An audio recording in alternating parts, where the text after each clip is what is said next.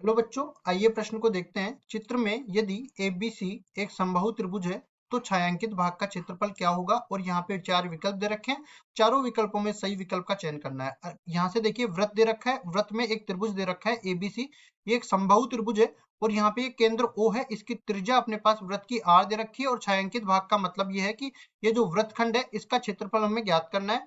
अब चलते हैं हम लोग मुख्य अवधारणा में, तो लिखते हैं मुख्य अवधारणा। मुख्य अवधारणा में देखो थोड़ी सी जानकारियां हम लोग दे देते हैं। पहली चीज तो ये है कि ये मान लो कोई व्रत है। अब व्रत में ये कोण, ये केंद्र है और यहाँ पे ये एक जीवा है। अब जीवा पर जीवा व्रत के केंद्र पर भी एक कोण बनाएगी और जीवा इस पूरे जो बच गया व्रतखंड इसमें भी एक कोण बनाएगी। तो देखिए हम लोग यहाँ पे बोलेंगे कि दो जो कोण है इसको मैं बोल देता हूँ θ1 और इसको मैं बोल देता हूँ θ2। तो हम लोग जानते हैं एक प्रमेय होती है कि वृत्त के केंद्र पर बना कोण वृत्त की परिधि पर बने कोण का दुगना होता है। मतलब मैं कहूं कि θ2 तो ये बराबर हो जाएगा 2 गुना में θ1, इस तरह से बन जाएगा। अब देखिए आगे बढ़ते हैं और सवाल में और कुछ सूत्रों की जानकारी ले लेते हैं।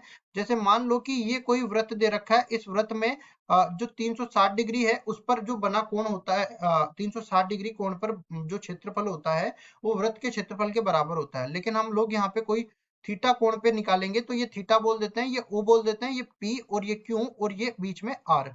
अब देखिए यहाँ पे अपने पास त्रिज्याखंड तो कौन सा बन गया, इसको अलग से ही बना लेते हैं।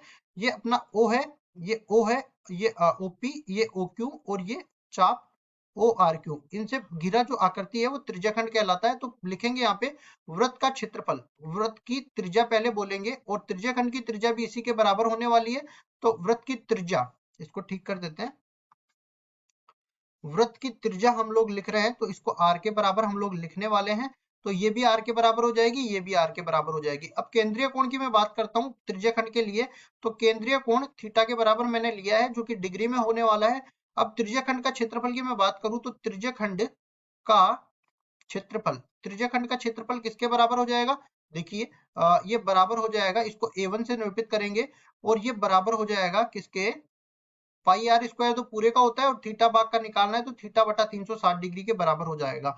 अब देखिए इसमें हम लोग और कुछ रचना कर लेते हैं। जैसे पी और क्यू को मिलाऊंगा तो यहाँ पे ओ पी क्यू एक त्रिभुज बन जाएगा। तो त्रिभुज का क्षेत्रफल निकालने के लिए हम लोग क्या करेंगे, त्रिभुज का क्षेत्रफल, हमें नहीं पता कि ये समकोण त्रिभुज है या समबाहु त्रिभुज है या कोई और त्रिभुज है, लेकिन ये त्रिभुज है, इसमें हमें केंद्रीय कोण पता है, मतलब एक कोण पता है और दो भुजाएं पता है आर के रूप में। तो इसका क्षेत्रफल इस तरह से निकाल सकते हैं, 1/2 गुना में आर स्क्वायर साइन थीटा, ये सूत्र होता है।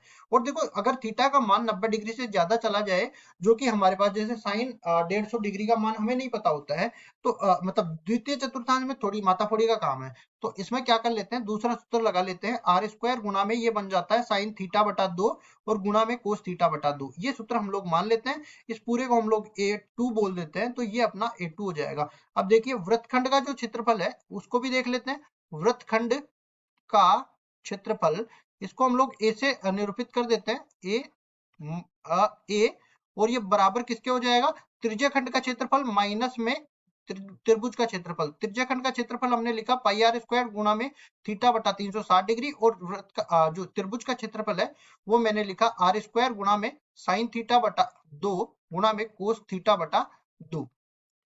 तो देखिए अब जैसा सवाल में बोला गया है उसी पे चलते हैं। सबसे पहले हम लोग इस चित्र में देख लेते हैं। ये बोला गया है कि त्रिभुज एबीसी एक समबाहु त्रिभुज है। इसका मतलब ये है कि प्रत्येक कोण 60 डिग्री का है, ये कोण 60 डिग्री का है, ये कोण 60 डिग्री का है, ये कोण 60 डिग्री का है। लेकिन इन दो से हमें कोई मतलब नहीं है, हमें तो मतलब है इस वाले कोण से। और ये वाला जो कोण है ना, ये केंद्र पर बना कोण है और इस समान चाप द्वारा, ये समान जीवा द्वारा इस परिधि पर बना कोण है। तो समान जीवा द्वारा, यहाँ पे समान जीवा द्वारा केंद्र पर बना कोण परिधि पर बने कोण का दुगना होता है, जैसा हमने यहाँ पे मुख्य उदाहरण में भी लिखा है। तो ये 60 डिग्री का दुगना कितना हो जाएगा, 120 डिग्री के बराबर। तो यहाँ से हम लोग देख सकते हैं कि थीटा का मान तो 120 डिग्री के बराबर आ गया। अब देखो आर का मान भी दे रखा है, क्या आर का मान आर के रूप में ही दे रखा है। तो हम लोग चलते हैं अब सवाल में। तो देखिए यहाँ पे छायांकित भाग का क्षेत्रफल, छायांकित भाग का क्षेत्रफल, छायांकित भाग का क्षेत्रफल ये बराबर किसके, इसको मैंने ए माना है जो कि वृत्तखंड के क्षेत्रफल के बराबर है, और ए1 किसके बराबर मैंने माना, पाई आर स्क्वायर गुना में थीटा का मान निकाल लिया मैंने 120 डिग्री बटा में 360 डिग्री, और माइनस में आर स्क्वायर इसी तरह रहने देना है, साइन थीटा का मान देखो 120 डिग्री बटा में 2 मतलब 60 डिग्री के बराबर आ जाएगा, और यहाँ पे भी कोस 60 डिग्री के बराबर आ जाएगा। इसको आगे हम लोग हल करते हैं तो ए बराबर हो जाएगा, ये कट जाएगा, देखिए 3 बार कटेगा, और कुल मिला के ये पाई आर स्क्वायर बटा में 3 के बराबर आ गया, और यहाँ से देखिए आर स्क्वायर गुना में ये देखिए वर्गमूल 3/2 साइन 60 डिग्री का मान होता है, और कोस 60 डिग्री का मान होता है 1/2 के बराबर। कुल मिला के अपने पास क्या उभयनिष्ठ आने वाला है, देखिए यहाँ से उभयनिष्ठ आएगा आर स्क्वायर, तो ए बराबर हो जाएगा आर स्क्वायर, और अंदर क्या बच जाएगा पाई बटा 3, और माइनस में वर्गमूल 3 बटा में 4, ये उभयनिष्ठ बच जाएगा अंदर, और इकाई हो जाएगी, इसमें इकाई भी दे रखी है क्या, कुछ नहीं, कुछ नहीं दे रखी, तो इकाई हो जाएगी वर्ग इकाई। अब देख लेते हैं आर स्क्वायर गुणा में पाई बटा 3 माइनस वर्गमूल 3/4 कौन से विकल्प में दे रखा है, ये पहले ही विकल्प में दे रखा है, तो पहला विकल्प बिल्कुल सही उत्तर हो जाएगा। आशा करता हूँ ये सवाल आपको समझ में आया होगा। धन्यवाद।